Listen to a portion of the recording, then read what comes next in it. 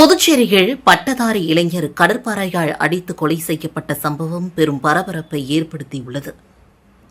புதுச்சேரி அடுத்த கிருமாம்பாக்கம் அருகே மணப்பட்டு மாரியம்மன் கோவில் தெருவை சார்ந்தவர் மணிகண்டன், வயது 35, வில்லியனூரில் உள்ள தனியார் நிறுவனத்தில் வேலை செய்து வந்தார்.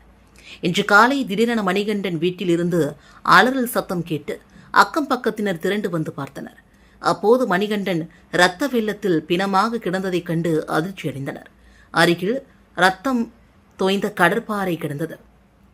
இதுகுறித்து தகவல் அறிந்த மணிகண்டனின் அம்மா சாந்தி வீட்டிற்கு விரைந்து வந்தார். அங்கு மகன் பிணமாக கிடப்பதை பார்த்து அலறி துடித்தார். பின்னர் அவர் அளித்த புகாரின் அடிப்படையில் கிருமாம்பாக்கம் போலீசார் சம்பவ இடத்திற்கு விரைந்து வந்து உடலை கைப்பற்றி பிரேத பரிசோதனைக்காக கதிர்காமம் அரசு மருத்துவமனைக்கு அனுப்பி வைத்தனர். இது தொடர்பாக போலீசார் வழக்கு பதிவு செய்து விசாரணை நடத்தியதில் கொலை செய்யப்பட்ட என்ஜினியர் மணிகண்டன் அதே பகுதியில் உள்ள பெண் ஒருவருடன் பேசி வந்ததாக கூறப்படுகிறது. இதனால் மணிகண்டனுக்கும் அந்த பெண்ணின் கணவருக்கும் அடிக்கடி தகராறு இருந்ததும் தெரிய வந்துள்ளது. இந்நிலையில் மணிகண்டன் தாயார் விவசாய வேலைக்கு செல்வதை நோட்டமிட்ட அவர் வீட்டில் யாரும் இல்லாததால் வாய்ப்பை பயன்படுத்தி தூங்கிக் கொண்டிருந்த மணிகண்டனை கடற்பாறையால் அடித்து கொலை செய்ததும் தெரிய வந்தது. இது தொடர்பாக போலீசார் தொடர்ந்து விசாரணை நடத்தி வருகிறார்கள். வில்லியனூர் லூர்து மாதா ஆலய உண்டிகளை உடைத்து பணத்தை திருடிய வாலிபரை போலீசார் கைது செய்தனர். வில்லியனூர் லூர்தன்னை மாதா ஆலயத்தில் சமீபத்தில் ஆண்டு பெருவிழா நடைபெற்றது. கடந்த 23ஆம் தேதி நள்ளிரவில் மர்ம நபர் ஆலய உள்வளாகத்தில் வைத்திருந்த உண்டியலை உடைத்து அதில் இருந்த பணத்தை திருடி சென்றார். இதுகுறித்து ஆலய பங்குத்தந்தை ஆல்பர்ட் கொடுத்த புகாரின் அடிப்படையில் Villianur police inspector Kalaiselvan, sub inspector Thirumurugan மற்றும் போலீசார் வழக்கு பதிந்து விசாரித்து வந்தனர். அப்பகுதியிலிருந்து 25க்கும் மேற்பட்ட சிசிடிவி கேமரா காட்சிகளை ஆய்வு செய்ததில் உண்டியலை உடைத்து பணத்தை திருடியது அரும்பார்த்தபுரத்தை அடுத்த அம்மன் நகரை சார்ந்த ஜேம்ஸ், வயது 21 என்பதும் தெரியவந்தது. அவரை பிடித்து போலீசார் விசாரித்தனர். கடந்த 23ஆம் தேதி நள்ளிரவில் இரும்பு பைப்பால் ஆலய கதவை உடைத்து உள்ளே சென்று உண்டியலை உடைத்து பணத்தை திருடியதை அவர் ஒப்புக்கொண்டார். ஜேம்ஸை போலீசார் கைது செய்து அவர் வைத்திருந்த 5000 ரொக்கத்தை பறிமுதல் செய்தனர். அதனைத் தொடர்ந்து அவரை நீதிமன்றத்தில் ஆஜர்படுத்தி நேற்று சிறையில் அடைத்தனர். புதுச்சேரியில் 2 பேரிடம் 26,000 ரூபாய் ஆன்லைன் மோசடி குறித்து சைபர் கிரைம் போலீசார் விசாரித்து வருகின்றனர். புதுச்சேரி சாரத்தை சார்ந்தவர் தனியார் வங்கிகள் கிரெடிட் கார்டு பயன்படுத்தி வந்தார். அவரது கார்டு கணக்கிலிருந்து மர்ம நபர்கள் மோசடியாக ரூபாய் 23,000 எடுத்து ஏமாற்றியுள்ளனர். அதேபோல வில்லியனூரை சார்ந்த பெண் இன்ஸ்டாகிராமில் வந்த விளம்பரத்தை பார்த்து ரூபாய் 2,800க்கு துணி ஆர்டர் செய்து இழந்தார். இதுகுறித்த புகார்களின் அடிப்படையில் சைபர் கிரைம் போலீசார் வழக்கு பதிந்து விசாரித்து வருகின்றனர். புதுச்சேரி அருகே கஞ்சா விற்பனையில் ஈடுபட்ட 2 வாலிபர்களை போலீசார் கைது செய்தனர். புதுச்சேரி திருபுவனை காவல் நிலைய சப் இன்ஸ்பெக்டர் ராஜேஷ் மற்றும் போலீசார் ரோந்து பணியில் ஈடுபட்டனர். அப்போது சன்னியாசிக்குப்பம் ஸ்ரீராம் நகர் பகுதியில் சந்தேகத்திற்கு இடமான முறையில் நின்று கொண்டிருந்த 2 பேரை பிடித்து விசாரணை மேற்கொண்டனர். அப்போது அவர்கள் முன்னுக்கு பின் முரணாக பதிலளித்தனர். பின்னர் அவர்களிடம் சோதனையிட்ட போது கஞ்சா பொட்டலங்கள் இருப்பது தெரிய வந்தது. விசாரணையில் அவர் புதுச்சேரியை சார்ந்த வேல்முருகன், வயது 30, சேதராப்பட்டை சார்ந்த ராஜவேல், வயது 28 என்பதும் கஞ்சா விற்றதும் தெரிய வந்தது. இதனையடுத்து அவர்கள் இருவரையும் போலீசார் கைது செய்து அவர்களிடமிருந்து 30 கிராம் கஞ்சாவை பறிமுதல் செய்து சிறையில் அடைத்தனர். சிபிஎஸ்இ அரசு மற்றும் தனியார் பள்ளிகளில் பிரெஞ்சு மொழியை நீக்கினால் போராட்டத்தில் ஈடுபடுவோம் என்று திமுக சட்டமன்ற உறுப்பினர் நாஜிம் எச்சரிக்கை விடுத்துள்ளார். புதுச்சேரி மாநிலம் காரைக்கால் மாவட்டத்தில் இன்று திமுக சட்டமன்ற உறுப்பினர் நாஜிம் செய்தியாளர்களை சந்தித்தார். அப்போது அவர் பேசுகையில், புதுச்சேரி மாநிலத்தில் உள்ள சிபிஎஸ்இ அரசு மற்றும் தனியார் பள்ளிகளில் பிரெஞ்சு மொழி நீக்குவது தவறான முடிவு என்றும், புதுச்சேரி மாநிலத்தின் பாரம்பரியமாக இருந்து வரும் பிரெஞ்சு கலாச்சாரத்தை சீர்குலைக்கும் வகையில் மத்திய அரசு பிரெஞ்சு மொழியை நீக்கும் முடிவை கைவிட வேண்டும் என்றும், பன்மொழி தன்மையுடன் விளங்கும் புதுச்சேரியில் தவிர்க்க முடியாத மொழியாக விளங்கும் பிரெஞ்சு மொழியை நீக்குவது ஏற்க முடியாது எனவும், மும்மொழி கொள்கையை அமல்படுத்துவது வரக்கூடிய புதிய ஆட்சியில் சட்டமன்ற கூட்டத்தில் முடிவெடுக்க வேண்டும் என்றும் வலியுறுத்தியுள்ளார். மேலும் மும்மொழி கொள்கையை அமல்படுத்தும் திட்டத்தை கைவிடாவிட்டால் ஒத்த கருத்துடைய அரசியல் கட்சிகள் மற்றும் மக்களை திரட்டி திமுக சார்பில் போராட்டத்தில் ஈடுபடுவோம் என்றும் அவர் எச்சரிக்கை விடுத்துள்ளார். புதுச்சேரி மதுவை தமிழகத்திற்கு எடுத்து செல்ல அனுமதி உள்ளதா என்று கலால்துறை விளக்கம் அளித்துள்ளது. புதுவை கலால்துறை அதிகாரிகள் தெரிவித்துள்ள தகவலில், புதுவையில் தனிநபர் மதுபானங்களை கொண்டு செல்ல கலால் சட்டம் அனுமதிக்கிறது. இதன்படி தனிநபர் ஒருவர் தன் சொந்த நுகர்விற்காக இந்தியாவில் தயாரிக்கப்பட்ட வெளிநாட்டு மதுபானங்களை 4.5 லிட்டர் வரை வைத்திருக்கலாம். வெளிநாட்டு இறக்குமதி மதுபானமாக இருந்தாலும் 4.5 லிட்டர் வைத்திருக்கலாம். இது பிராந்தி, விஸ்கி, ஜிம், ரம் மது வகைகளுக்கு பொருந்தும். பீர் என்றால் 9 லிட்டர், கல்லுக்கு 1 லிட்டர் என தன் நுகர்வுக்காக வைத்திருக்கலாம். சாராயம் 4 லிட்டர் வைத்திருக்கலாம். அந்த அளவை கடந்து வைத்திருந்தால் அபராதத்துடன் வழக்கு தொடரலாம். இவை அனைத்துமே புதுவை எல்லைக்குள் தான் பொருந்தும். அந்த மதுபானங்களை தமிழக பகுதிக்கு கொண்டு சென்றால் பொருந்தாது. அண்டை மாநிலங்களிலிருந்து தமிழகத்திற்குள் மதுபானம் கொண்டு வருவது சட்டப்படி குற்றமாகும். அந்தந்த மாநில கலால்துறையின் அனுமதி இல்லை என்றால் கடத்தலாக கருதி வழக்கு பதிவு செய்வர். தமிழகத்தில் சாராயம், கல்லுக்கு தடை உள்ளது. புதுவையில் 4 லிட்டர் சாராயம், 1 லிட்டர் கள் கொண்டு செல்லலாம். புதுவை கலால் விதியை காரணம் காட்டி தமிழக பகுதிக்கு மதுபானங்களை கொண்டு செல்வது தவறு. ஐகோர்ட் கூறிவிட்டது என்று புதுவை மதுவுடன் தமிழக எல்லையில் நுழைந்தால் சிறைக்குத்தான் செல்ல நேரிடும். இரு மாநிலங்களுக்கும் பொதுவான தெளிவான வழிகாட்டுதல் வரும் வரை இது கடைபிடிக்கப்படும் என்றும் தெரிவித்தனர். ஆரோவில் மோகனம் சிறுவர் பள்ளியில் 25ஆம் ஆண்டு விழா நடைபெற்றது. இதில் திரளான வெளிநாட்டினர் மற்றும் ஆரோவில் வாசிகள் கலந்து கொண்டனர். விழுப்புரம் மாவட்டம் வானூர் அருகே அமைந்துள்ளது சர்வதேச நகரமான ஆரோவில். இங்குள்ள மோகனம் சிறுவர் பள்ளியில் நேற்று மாலை 25ஆம் ஆண்டு விழா அதன் வளாகத்தில் கோலாகலமாக நடைபெற்றது. இதில் பள்ளியில் படிக்கும் சிறுவர்கள் மற்றும் சிறுமிகள் கலை நிகழ்ச்சிகளும் நடைபெற்றது. இதில் பல்வேறு கிராமிய நாட்டுப்புற பாடல்களுக்கு நடனம் ஆடினர். இந்த நிகழ்ச்சியில் பல்வேறு வெளிநாட்டினர் மற்றும் ஆரோவில் வாசிகள் கலந்து கொண்டனர். மேலும் நிகழ்வில் பள்ளியில் இந்த ஆண்டு முழுவதும் நடந்த மாணவர்களின் திறன்களை காட்சிப்படுத்தும் விதமாக அவர்கள் வரைந்த ஓவியங்கள் மற்றும் கைவினைப் பொருட்கள் கண்காட்சி நடைபெற்றது. இதனை பெற்றோர்கள் ஆர்வமுடன் பார்த்து சென்றனர். இந்த கலை நிகழ்ச்சிக்கான ஏற்பாடுகளை பள்ளியின் இயக்குநர்கள் பாலசுந்தரம், ராஜவினி மற்றும் ஆசிரியர்கள் செய்திருந்தனர். மாநில பிராந்திய மொழிகளை எப்பொழுதும் பாஜக விட்டுக் கொடுக்காது என்று பாஜக மாநில தலைவர் ராமலிங்கம் நம்பிக்கை தெரிவித்துள்ளார். இது தொடர்பாக அவர் வெளியிட்டுள்ள அறிக்கையில், புதுச்சேரியின் தனித்துவமான அடையாளம் மற்றும் கலாச்சார உரிமைகள் 1956ஆம் ஆண்டு கையெழுத்திடப்பட்டு ஒப்படைப்பு ஒப்பந்தத்தின் கீழ் முழுமையாக பாதுகாக்கப்படுகிறது என்பதை நாங்கள் உறுதிப்படுத்துகிறோம். இந்த ஒப்பந்தத்தின் பிரிவு 28 கீழ் பிரெஞ்சு மொழி என்பது ஒரு கலாச்சார உரிமையாக அங்கீகரிக்கப்பட்டுள்ளது. சர்வதேச சட்ட கோட்பாடுகளின்படி இந்திய அரசு இந்த ஒப்பந்தத்தின் வாக்குறுதிகளை காக்க கடமைப்பட்டுள்ளது. எனவே எந்தவொரு நிர்வாக சுற்றறிக்கையும் அல்லது கொள்கை மாற்றமும் இந்த சர்வதேச உடன்படிக்கையை மீற முடியாது. புதுச்சேரியின் தனித்தன்மையை காக்க பாஜக எப்பொழுதும் குரல் கொடுக்கும். பிரெஞ்சு கலாச்சார அடையாளத்தையும் தமிழ், தெலுங்கு, மலையாளம், பிரெஞ்சு மற்றும் ஆங்கிலம் உள்ளிட்ட பிராந்திய மற்றும் அலுவல் மொழிகளின் உரிமைகளையும் ஒருபொழுதும் விட்டுக் கொடுக்காது என்றும் குறிப்பிடப்பட்டுள்ளது. மூளை சாவடைந்து உடல் உறுப்புகளை தானம் வழங்கியவரின் உடலுக்கு அரசு சார்பில் கலெக்டர் குலோத்துங்கன் மரியாதை செலுத்தினார். சேலியமேடு டிஎன் பாளையத்தை சார்ந்தவர் கிருஷ்ணன் மகன் வரதன், வயது 45, மெக்கானிக். இவர் கடந்த 24ஆம் தேதி சேலியமேடு பகுதியில் விபத்துக்குள்ளாகி தலையில் காயமடைந்து இந்திரா காந்தி அரசு பொது மருத்துவமனையில் அனுமதிக்கப்பட்டார். அவரது மூளை மரணம் அடைந்துவிட்டதாக மருத்துவர்கள் தெரிவித்தனர். இதனையடுத்து மனைவி வசந்தி, மகள்கள் லீலாதேவி, முகிஷா மற்றும் குடும்பத்தினர் வரதன் உடல் உறுப்புகளை மருத்துவமனைக்கு தானமாக வழங்க முன்வந்தனர். புதுச்சேரி இந்திரா காந்தி அரசு மருத்துவமனை மற்றும் முதுகலை நிறுவனத்தில் அறுவை சிகிச்சை மூலமாக அவரது உறுப்புகளான 2 சிறுநீரகங்கள் மற்றும் கண்விழிகள் எடுக்கப்பட்டன. சிறுநீரகங்கள் ஜிப்மர் மருத்துவமனைக்கு ஒதுக்கப்பட்டன. கண்விழிகள் இந்திரா காந்தி அரசு மருத்துவமனை மற்றும் முதுகலை நிறுவனத்திற்கு தானமாக வழங்கப்பட்டன.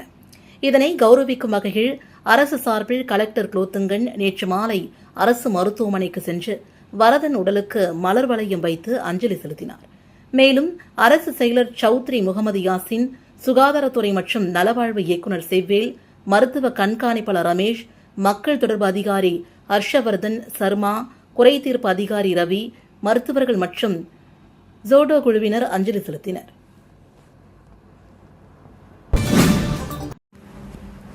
போக்குவரத்து விதிமுறைகளை மீறியதற்காக கடந்த ஒரு வாரத்தில் 2651 வழக்குகள் பதிவு செய்யப்பட்டு 26,51,000 ரூபாய் அபராதம் விதிக்கப்பட்டுள்ளது. இதுகுறித்து போக்குவரத்து சீனியர் எஸ்பி திவ்யா வெளியிட்டுள்ள செய்திக்குறிப்பில், சாலை பயணிகளின் பாதுகாப்பை கருத்தில் கொண்டு புதுச்சேரி முழுவதும் முக்கிய சந்திப்புகள் மற்றும் விபத்து அபாயம் உள்ள பகுதிகளில் போக்குவரத்து காவல்துறை தீவிர கண்காணிப்பில் ஈடுபட்டது. கடந்த ஒரே வாரத்தில் மட்டும் போக்குவரத்து விதிகளை மீறியதற்காக மொத்தம் 2651 வழக்குகள் பதிவு செய்யப்பட்டு 26,51,000 ரூபாய் அபராதம் விதிக்கப்பட்டுள்ளது. இது அதிகபட்சமாக ஹெல்மெட் அணியாமல் வாகனம் ஓட்டியதற்காக 1459 வழக்குகள் பதிவு செய்யப்பட்டு 14,59,000 ரூபாய் அபராதம் வசூலிக்கப்பட்டது. அதற்கு அடுத்த கட்டமாக கவனத்தை சிதறடிக்கும் மொபைல் பயன்பாடு பெரும் சிக்கலாக உருவெடுத்துள்ளது. மொபைல் போன் பேசிக்கொண்டே வாகனம் ஓட்டிய 1095 நபர்கள் மீது நடவடிக்கை எடுக்கப்பட்டு 10,95,000 ரூபாய் அபராதம் விதிக்கப்பட்டுள்ளது. இது தவிர அதிவேகமாக சென்ற 50 நபர்களிடமிருந்து 50,000 ரூபாயும், மது அருந்திவிட்டு வாகனம் ஓட்டிய 47 நபர்களிடமிருந்து 47,000 ரூபாயும் அபராதமாக பெறப்பட்டுள்ளது. இந்த வார அமலாக்க நடவடிக்கையில் மிக முக்கியமான ஒன்றாக சிறுவர்கள் வாகனம் ஓட்டியது தொடர்பாக 112 வழக்குகள் கையாளப்பட்டிருக்கின்றன. இந்த சம்பவங்களில் சம்பந்தப்பட்ட சிறுவர்களின் பெற்றோர்கள் நேரடியாக காவல் நிலையத்திற்கு வரவழைக்கப்பட்டு அவர்களுக்கு தீவிர ஆலோசனைகளும் எச்சரிக்கைகளும் வழங்கப்பட்டுள்ளன என்றும் குறிப்பிடப்பட்டுள்ளது. லட்சிய ஜனநாயக கட்சியின் தலைவர் திரு ஜோஸ் சார்லஸ் மார்டின் அவர்களின் பிறந்தநாள் விழா கட்சியின் தலைமை அலுவலகத்தில் சிறப்பாக கொண்டாடப்பட்டது. லட்சிய ஜனநாயக கட்சியின் தலைவர் ஜோஸ் சார்லஸ் மார்டின் அவர்களின் பிறந்தநாள் விழாவின் கொண்டாட்டமாக ரெட்டியார்பாளையத்தில் உள்ள எல்ஜிகே தலைமை அலுவலகத்தில் கட்சி நிர்வாகிகள், முதன்மை செயலாளர் சுரேஷ், செயலாளர்கள் துரைசுவாமி, பிரபாகரன், அனிதா, மகளிரணி துணைத் தலைவி, மாநில பொதுச் செயலாளர் ராகினி, ராஜன், மணிமேகலை, மகளிரணி செயலாளர்கள் ஜெகதீஸ்வரி, மாநில பொதுச் செயலாளர் கலியுக ராணி, சிறுபான்மை பிரிவு மாநில தலைவர் அப்துல் வாஹப், மூத்த நிர்வாகிகள் ஜெய்சங்கர், முருகையன், மீனவரணி தலைவர் குமரன், தொண்டரணி தலைவர் மதன், இளைஞரணி தலைவர் பிரகாஷ், துணைத் தலைவி பத்மபிரியா, அருள் தந்தை ரோஜர் அம்ப்ரோஸ் ஆகியோர் ஏற்பாட்டில் சிறப்பாக கேக் வெட்டி கொண்டாடப்பட்டது.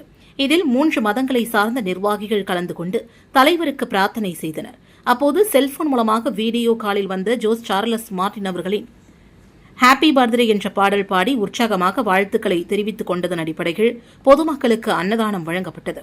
இந்நிகழ்ச்சியில் கட்சி நிர்வாகிகள், தொண்டர்கள் கலந்து கொண்டு சிறப்பு செய்தனர். தியாகி அன்சாரி துரைசாமி நினைவு தினத்தையொட்டி அவரது சிலைக்கு அமைச்சர் லட்சுமி நாராயணன், சட்டமன்ற உறுப்பினர்கள் மாலை அணிவித்து மரியாதை செலுத்தினார்கள்.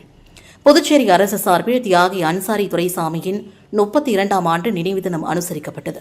இதனையொட்டி அஜந்தா சந்திப்பில் உள்ள அவரது சிலைக்கு அமைச்சர் லட்சுமி நாராயணன், சட்டமன்ற உறுப்பினர்கள் ஏகேடி ஆறுமுகம், பாஸ்கர் என்கின்ற தக்ஷாமூர்த்தி ஆகியோர் மாலை அணிவித்து மரியாதை செலுத்தினார்கள். அதனைத் தொடர்ந்து அம்பலத்தடையார் மடம் வீதியில் உள்ள அன்சாரி துரைசாமி இல்லத்தில் அலங்கரிக்கப்பட்ட அவரது திருவுருவப் படத்திற்கு மாலை அணிவித்து ஏழை எளிய மக்களுக்கு அன்னதானம் வழங்கப்பட்டது. இதற்கான ஏற்பாடுகளை தியாகி அன்சாரி துரைசாமி சேவை அமைப்பு தலைவர் ஜெகத் ரட்சகன் தலைமையில் அவரது குடும்பத்தினர் சிறப்பாக செய்திருந்தனர். கோடை காலம் மற்றும் வெளிமாநிலங்களில் இருந்து வரத்து குறைந்துள்ளதால் புதுச்சேரியில் எலுமிச்சை பழத்தின் விலை கடுமையாக உயர்ந்துள்ளது. புதுச்சேரியில் கோடை வெயில் கடுமையாக சுட்டெரித்து வருகிறது. உடல் வெப்பத்தை குறைக்க தர்பூசணி, இளநீர் போன்றவற்றுடன் எலுமிச்சை ஜூஸ் மக்கள் அதிக அளவில் அருந்தி வருகின்றனர். இதனால் சந்தையில் எலுமிச்சைக்கான டிமாண்ட் எதிர்பாராத வகையில் இந்த வருடம் அதிகமாக உயர்ந்துள்ளது. புதுச்சேரியில் தற்போது பெரிய எலுமிச்சை ஒன்று ரூபாய் 15, அதற்கு அடுத்த நிலையில் உள்ள பழம் ரூபாய் 10 விற்பனையாகிறது. உள்ளூர் சிறிய எலுமிச்சை பழங்கள் கிலோ ரூபாய் 200 மேல் விற்பனையாகிறது. மாநிலங்களிலிருந்து வெளி மாநிலங்களில் இருந்தும் எலுமிச்சை வரத்து அதிகமாக இருந்தது. இதனால் விலை குறைவாக இருந்தது. தற்போது வெளியூர் வரத்து முற்றிலும் நின்றுவிட்டது. அத்துடன் உள்ளூர் பழங்களும் பொடியாக உள்ளன. அத்துடன் கோடை தொடக்கத்தில் எலுமிச்சை பழத்தை அதிகம் வாங்க தொடங்கியுள்ளனர். இதனால் போதிய தட்டுப்பாடு ஏற்பட்டுள்ளது. இதனால் விலை உயர்வு அதிகமாக உள்ளதாக வியாபாரிகள் தெரிவித்துள்ளனர். தமிழ்நாடு தௌஹீத் ஜமாத் புதுச்சேரி மாவட்ட பொதுக்குழு கூட்டத்தில் முஸ்லிம்களுக்கு கல்வி, வேலைவாய்ப்பில் 6% இடஒதுக்கீடு வழங்க வேண்டும் உள்ளிட்ட பல்வேறு தீர்மானங்கள் நிறைவேற்றப்பட்டன. தமிழ்நாடு தௌஹீத் ஜமாத் புதுச்சேரி மாவட்டத்தின் பொதுக்குழு கூட்டம் மாநில நிர்வாகிகளின் முன்னிலையில் நடைபெற்றது. மாவட்ட தலைவர் அபீப் ரஹ்மான் தலைமையில் நடைபெற்ற கூட்டத்தில் மாநில துணை பொதுச் செயலாளர் அப்துல் ரஹீம், மாநில செயலாளர் சித்திக் முன்னிலை வகித்தனர். மாவட்ட செயலாளர் ரிஷாத் அகமது கடந்த ஒரு ஆண்டு கால செயல்பாடுகளின் ஆண்டு அறிக்கையும், மாவட்ட பொருளாளர் அபுபக்கர் சித்திக் வரவு செலவு கணக்கு அறிக்கையும் தாக்கல் செய்தனர். இந்த பொதுக்குழுவில் புதுச்சேரியில் கல்வி, வேலைவாய்ப்பு, தற்போது முஸ்லிம் சமூகத்திற்கு வழங்கப்படும் 2% இடஒதுக்கீட்டை 6% உயர்த்தி வழங்க வேண்டும், திருபுவனை அல்லது அருகியுள்ள பகுதிகள் முஸ்லிம் சமுதாய மக்களை நல்லடக்கம் செய்வதற்கு உடனடியாக புதிய தகுதியான நிலத்தை ஒதுக்கி வழங்க வேண்டும், புதுச்சேரி நகரமும் அதன் சுற்றுப்புற குடியிருப்பு பகுதிகளில் உள்ள ரெஸ்டோ பார்களின் உரிமத்தை ரத்து செய்ய வேண்டும் உட்பட பல்வேறு தீர்மானங்கள் நிறைவேற்றப்பட்டன. மேலும் புதுச்சேரி மாவட்டத்தின் புதிய நிர்வாகிகளாக மாவட்ட தலைவர் அபுபக்கர் சித்திக், மாவட்ட செயலாளர் இர்ஷாத் அகமது, மாவட்ட பொருளாளர் முகமது முஹாரக், மாவட்ட துணைத் தலைவர் அபீப் ரஹ்மான், மாவட்ட துணை செயலாளர் ஹபீப் ரஹ்மான், மாவட்ட துணை செயலாளர் ஷாஜஹான் ஆகியோர் தேர்வு செய்யப்பட்டனர். இதில் கிளை நிர்வாகிகள் 60க்கும் மேற்பட்டோர் கலந்து கொண்டனர். புதுச்சேரியில் உள்ள இந்திய கடலோர காவல்படையின் மாவட்ட தலைமையகத்திற்கான புதிய நிர்வாக வளாக கட்டிடத்தை காவல்படையின் தலைமை இயக்குநர் பரமேல் சிவமணி திறந்து வைத்தார். புதுச்சேரியில் உள்ள இந்திய கடலோர காவல்படையின் மாவட்ட தலைமையகத்திற்கான புதிய நிர்வாக வளாக கட்டிடம் திறப்பு விழா நடைபெற்றது.